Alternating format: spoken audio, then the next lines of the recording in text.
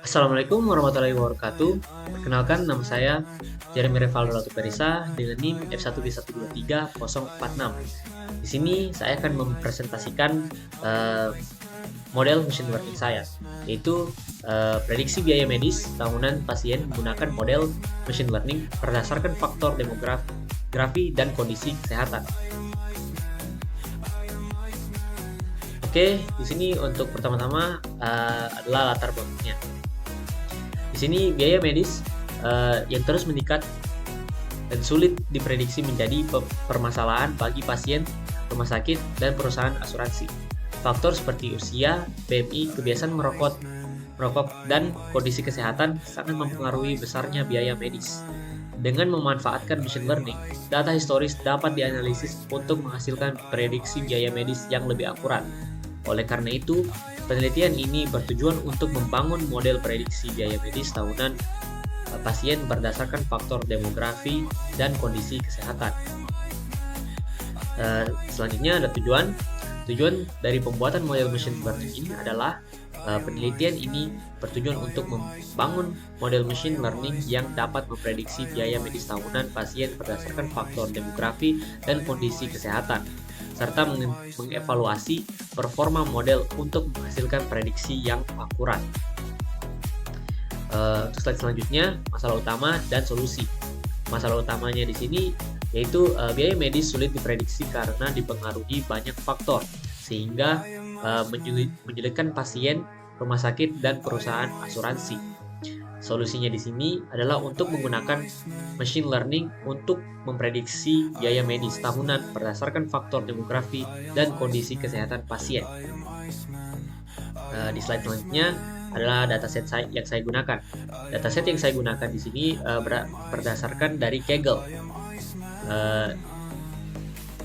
Ke slide selanjutnya adalah karakteristik data. Di sini karakteristik data ada 6. Karakteristik data saya ini memiliki 5.000, lebih dari 5.000 data. Di sini ada age, yaitu usia pasien, BMI yang menggambarkan kondisi berat badan pasien, smoker di sini menunjukkan apakah pasien memiliki kebiasaan merokok atau tidak. Selanjutnya adalah physical activity yang menggambarkan tingkat aktivitas fisik pasien. Selanjutnya previous cost atau biaya medis tahun sebelumnya yang digunakan sebagai indikator untuk pola pengeluaran kesehatan pasien.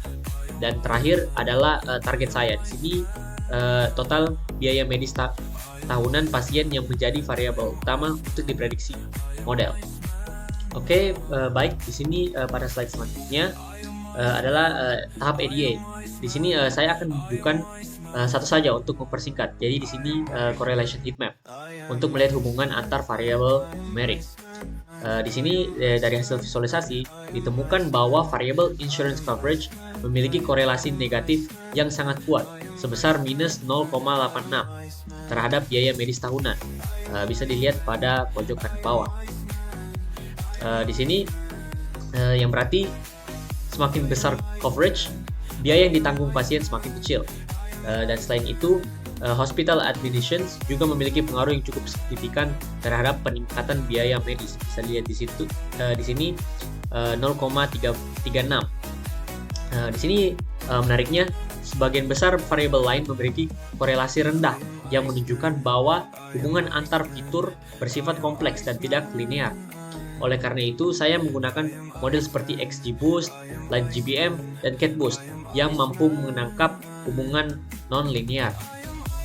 Baik, pada slide selanjutnya, data understanding. Pada tahap ini, saya melakukan data understanding untuk memahami struktur dataset. Di sini bisa dilihat pada line pertama, saya menggunakan df-info untuk melihat tipe data dan memastikan tidak ada missing value.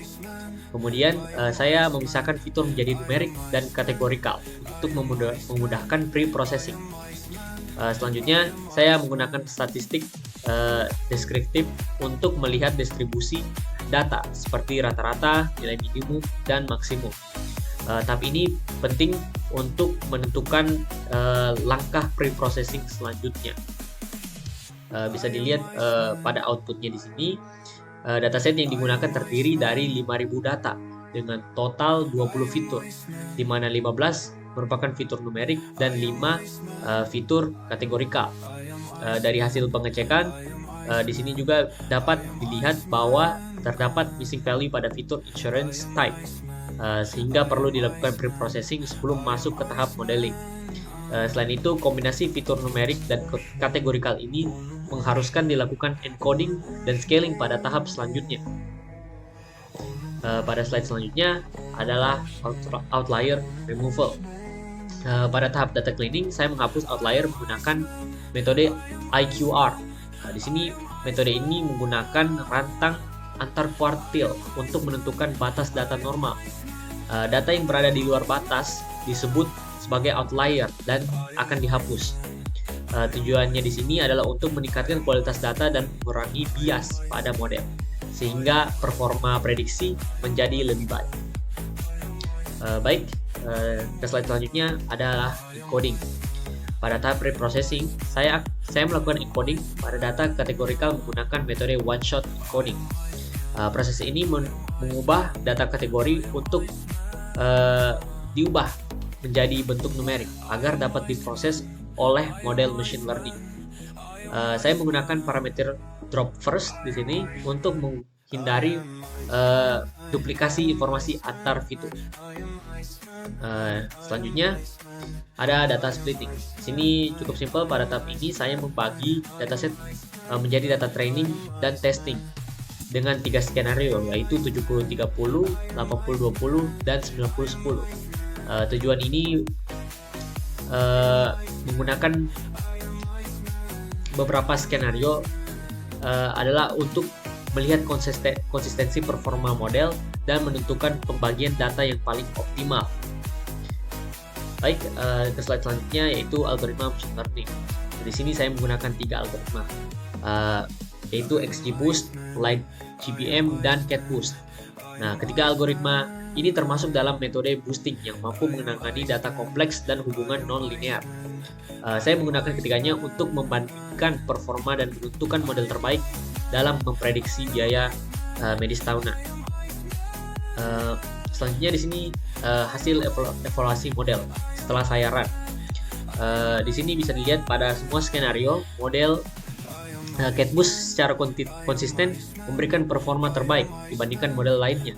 Hal ini bisa dilihat dari hasil nilai MAE, RMSE yang paling rendah, serta nilai R quadrat score yang paling tinggi. Performa terbaik diperoleh pada skenario 80-20, di mana model CatBoost di sini menghasilkan MAE sebesar 407,52, nilai RMSE-nya sebesar 532,23, dan R quadrat score-nya sebesar 0,9584 yang mendekati 1 ya. Hal ini menunjukkan bahwa model menjelaskan sekitar 95,84% variasi data, yang berarti tingkat akurasinya ini cukup tinggi. Sementara itu model LightGBM yang berada di posisi kedua dan dengan performa cukup baik diikuti oleh XGBoost. Dari hasil ini saya dapat simpulkan bahwa model CatBoost adalah model yang paling optimal untuk kasus prediksi biaya medis pada dataset ini.